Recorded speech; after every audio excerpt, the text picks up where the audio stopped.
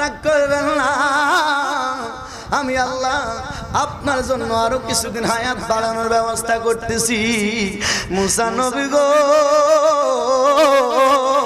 আপনি এখন বাসার দিকে যান, আজকে আর আজরাইল আপনাকে নেওয়ার জন্য আসবে না।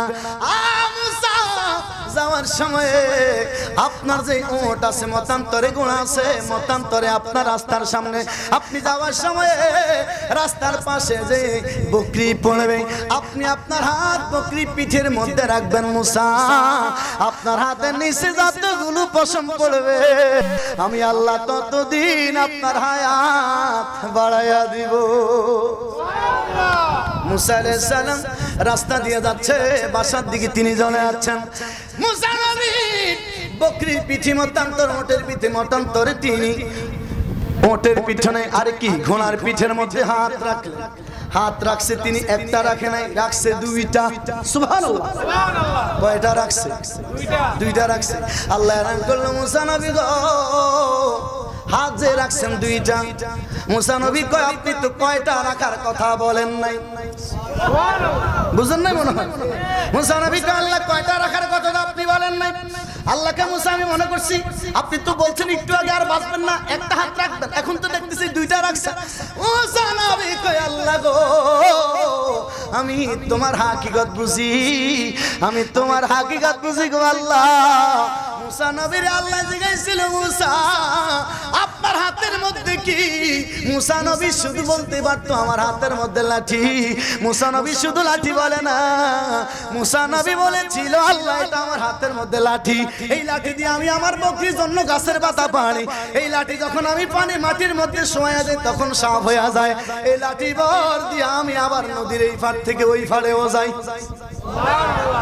আল্লাহ কয়, মুসা শুধু জিজ্ঞাসি, এ মুসা আপনারা তো শুনেছেন হাদিস তাফসীরের মধ্যে, কোরআন শরীফের ওয়াজটা, আল্লাহ শুধু জিজ্ঞাসে, এ মুসা আপনার হাতের মধ্যে কি? মুসা আলাইহিস সালাম তাফসীর করে, লাঠির পুরা দীর্ঘক্ষণ তাফসীর করে আল্লাহর শোনায়। আল্লাহকে মুসা শুধু জিজ্ঞাসি, লাঠি আপনার হাতের মধ্যে কি? আপনি তো শুধু লাঠি উত্তর দিলেই পারতেন। মুসা আলাইহিস সালাম, আল্লাহ আপনার এক কথার ভিতরে লক্ষ কোটি কথা লুকায়িত, এগুলো আমি বুঝি। পৃথিবীতে আপনি আছেন, আমি আছি, কখন চলে যাব জানি না, কখন না জানি রে। আজরাইল এসে আপনার সামনে থেকে আপনার সন্তান নিয়ে যায়, সন্তানের সামনে থেকে বাবাকে নিয়ে সন্তানকে না জানি কবে এতিম করে দেয়, আপনি আর আমি কেউ জানি? কথা কয় না, আমরা কেউ জানি? মুসা আলাইহিস সালাম কি আমার আল্লাহর কিছুদিন হায়াত দিল, আজকে আবার আজরাইল আলাইহিস সালামকে আল্লাহ কয়, আজরাইল যাও, আমার বন্ধু মুসার তো সময় হয়ে গেছে। আজরাইল ডাক দেখা মালিক, আগে গেছিলাম একটা থাপ্পড় দিয়ে একটা চক্ষু বাইর করিয়া দিছে, আজকে গেলে না জানি আরেকটা চক্ষু বাইর করিয়া দেয়। আমার আল্লাহ ডাক দেখে, আজরাইল রে, আগে তোমার থাপ্পড় দিছে, আজকে থাপ্পড় দেওয়ার সুযোগ আমি মুসারে দিব না। সুবহানাল্লাহ। মুসা আলাইহিস সালাম রাস্তা দিয়ে তিনি যাচ্ছেন, মুসা নবী দেখে রে, মুসা নবী দেখে দুইটা লোক একটা কবর করতেছে, দুইটা লোক একটা কবর খনন করতেছে। মুসা নবী দেখে লোকদেরকে ডাক দিয়ে বলল, আরে মানুষেরা তোমরা কি বানাও? লোকেরা ডাক দিয়ে কয় কবর বানাই। সুবহানাল্লাহ বলেন। আল্লাহ আজকে নিয়ে যাবে বুঝি এইভাবে, আমার আল্লাহ যা কিছু করে মাধ্যমে করায়। সুবহানাল্লাহ, এগুলো আল্লাহর খেলা। মুসা আলাইহিস সালাম তাদেরকে ডাক দিয়ে বলল, দেখি তো কবরটা কেমন। মুসা নবী মনে মনে ভাবেরি, আমি মুসা তো চলে যাওয়ার পরে আমার আল্লাহ তো আমার এইরকম কবরের ভিতরে রাখবে না জানি রে, কতদিন কবরের ভিতরে আমি মুসা থাকবো। দুজনকে ডাক দিয়ে বলল, তোমরা একটু সরো, আমি একটু দেখি কবরটা কেমন হয়েছে। মুসা নবী বললে, দুজন মুসা নবীর সুযোগ দিল।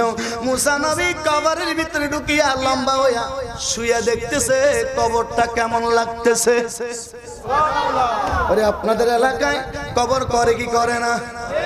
যখন কবর করে মরার আগে একদিন একটু পরীক্ষা কইরা দেখেন আপনার বাবারে কবরের ভিতরে রাখবে জিন্দা থাকা অবস্থায় একটু টেস্ট কইরেন যারা কবর করে কবর করার পরে একটু শুইয়া দেখেন অবস্থাটা কেমন জোরে কোন ঠিক কিনা বুঝেন না মরার আগে একদিন একটু কবর করার পরে যার অনেকের কবর করে তো এলাকার বা বিভিন্ন মানুষের কবর আপনি তো জান না ভয়ে একদিন যাইয়া একটু টেস্ট কইরেন কবরের ভিতরে একটু শুইয়া চক্ষুটা বন্ধ করে কল্পনা করিয়ে দেখেন আমার বিশ্বাস দেখবেন সেদিন থেকে আপনি আর পরের হক মারবেন না গুনার কাজ করবেন না অন্যায় অপরাধ জুলুম পাপ পরের মাথায় বাড়ি দিবেন না আমার বিশ্বাস একটু টেস্ট করার জন্য বলেছি জোরে সোরে কোন মারহাবা মুসা আলাইহিস সালাম কবরের ভিতরে শুয়ে বলল আমার আল্লাহ ডাক মুসা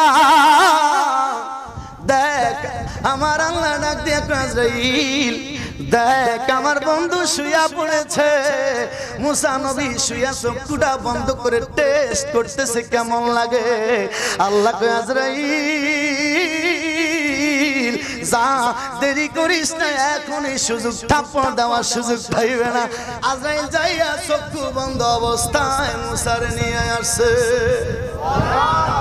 আরো জোরে কর না সুবহানাল্লাহ মানুষ আইব রে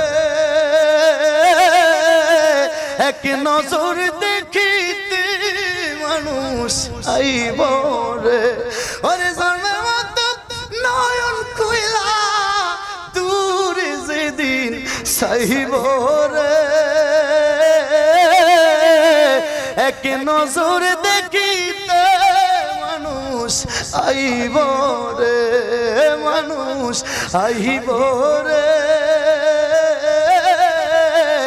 এক নজর দেখিতে মানুষ আইব রে জোরে কোন ঠিক কিনা বাবার সামনে ছেলে চলে গেল কিভাবে গেল কোনো খবর নাই কোন দিক দিয়ে গেল কোন দরজা দিয়ে গেল কোন জানালা দিয়ে গেল কোন দিক দিয়ে গেল চোখের সামনে দিয়ে এক চামচ পানি নিয়ে বাবার মুখে দিচ্ছে দাদার মুখে দিচ্ছে দাদির মুখে দিচ্ছে হঠাৎ করে হাত টান দিয়ে ফেললো একদিকে তাকিয়ে থাকলো হঠাৎ করে চলে গেল ইন্না লিল্লাহি বলেন না ইন্না লিল্লাহি ওয়া ইন্না ইলাইহি রাজিউন